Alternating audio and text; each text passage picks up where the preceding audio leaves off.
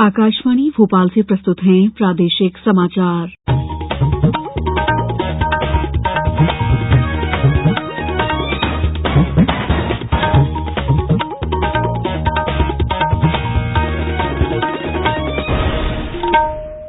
नमस्कार, समाचारों के साथ मैं दीपा सिंह। सबसे पहले मुख्य समाचार। 5वें खेलो इंडिया युवा खेलों का आज भोपाल में समापन। केंद्रीय खेल और युवा मामलों के मंत्री अनुराग सिंह ठाकुर हो रहे हैं शामिल। प्रधानमंत्री नरेंद्र मोदी कल दिल्ली मुंबई एक्सप्रेसवे के दिल्ली दौसा लालसोट खंड को राष्ट्र को करेंगे समर्पित। प्रदेश में आज 2023 की प्रथम नेशनल लोक अदालत का आयोजन। कई लंबित न्यायिक और राजस्व संबंधी प्रकरणों का आपसी सहमति से हुआ समाधान। और महाकाल लोक उज्जैन में महाशिवरात्रि पर्व पर 21 लाख दीप प्रज्वलित किए जाएंगे। अब समाचार विस्तार से। 5वें खेलो इंडिया युवा खेलों का आज भोपाल के बड़े तालाब पर रंगारंग समारोह के साथ समापन हो रहा है। समापन समारोह में केंद्रीय खेल और युवा मामलों के मंत्री अनुराग सिंह ठाकुर मुख्य अतिथि के रूप में शामिल हो रहे हैं। इससे पहले मुख्यमंत्री शिवराज सिंह चौहान और केंद्रीय खेल तथा युवा मामलों के राज्य मंत्री निशीथ प्रामाणिक ने 5वें खेलो इंडिया युवा खेलों की चैंपियंस बस को मुख्यमंत्री निवास से हरी झंडी दिखाकर रवाना किया। समापन समारोह स्थल पर विजेताओं को लेकर चैंपियंस बस एक भव्य रैली के रूप में पहुंचेगी। गौरतलब है कि खेलो इंडिया युवा खेलों की शुरुआत 30 जनवरी से हुई थी। इन 13 दिनों में विभिन्न राज्यों के लगभग 6,000 खिलाड़ियों ने 27 खेलों में पदक के लिए अपनी पूरी ऊर्जा और जोश के साथ संघर्ष किया। महाराष्ट्र ने 154 पदक जीतकर पदक तालिका में पहला स्थान बरकरार रखा है। इनमें 53 स्वर्ण, 54 रजत और 47 कांस्य पदक हैं। हरियाणा 40 स्वर्ण सहित कुल 116 पदकों के साथ दूसरे स्थान पर है, जबकि मेजबान मध्यप्रदेश 37 स्वर्ण सहित 90 पदकों के साथ तीसरे स्थान पर है। प्रधानमंत्री नरेंद्र मोदी कल दिल्ली मुंबई एक्सप्रेसवे के 246 किलोमीटर लंबे दिल्ली दौसा लालसोट खंड को राष्ट्र को समर्पित करेंगे। इस खंड को 12,150 करोड़ रुपए से अधिक की लागत से विकसित किया गया है। इस खंड के संचालित होने से दिल्ली से जयपुर की यात्रा का समय 5 से घटकर 3.5 घंटे रह जाएगा और पूरे क्षेत्र में आर्थिक गतिविधियों को बढ़ावा मिलेगा। दिल्ली मुंबई एक्सप्रेसवे देश का सबसे लंबा एक्सप्रेसवे है, जिसकी लंबाई 1,386 किलोमीटर है। ये एक्सप्रेसवे दिल्ली, हरियाणा, राजस्थान, मध्यप्रदेश, गुजरात और महाराष्ट्र से गुजरेगा और कोटा, इंदौर, जयपुर, भोपाल, वडोदरा और सूरत जैसे प्रमुख शहरों को जोड़ेगा।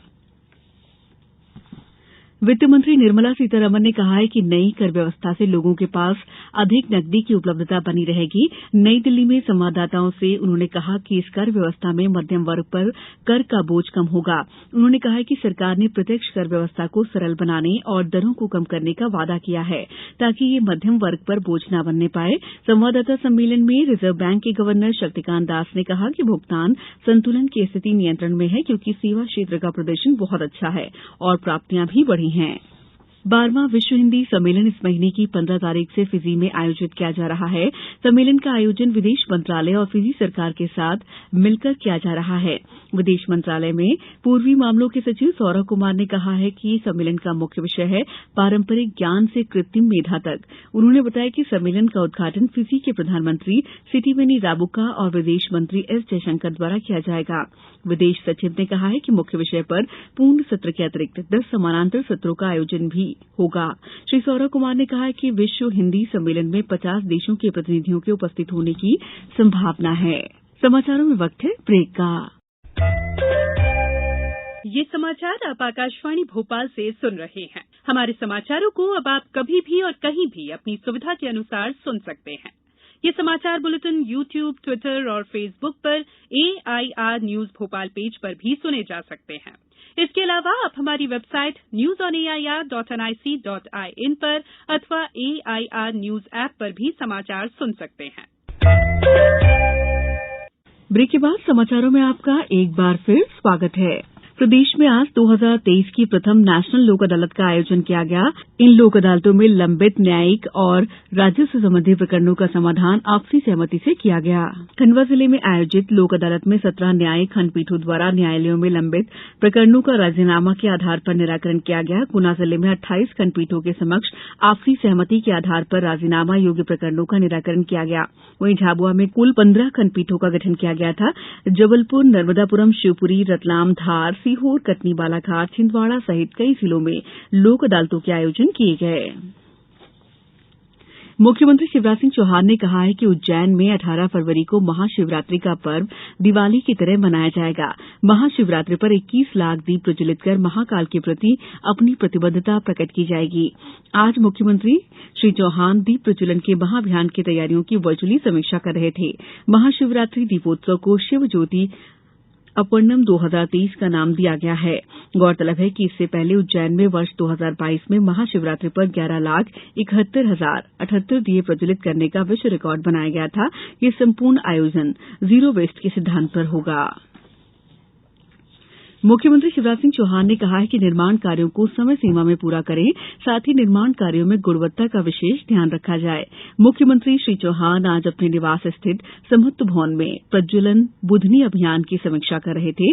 इस दौरान उन्होंने निर्माण कार्यों, जन कल्याणकारी योजनाओं के क्रियान्वयन, शालाओं, छात्रावासों, आंगनबाड़ियों के संचालन संबंधी जानकारी हासिल की।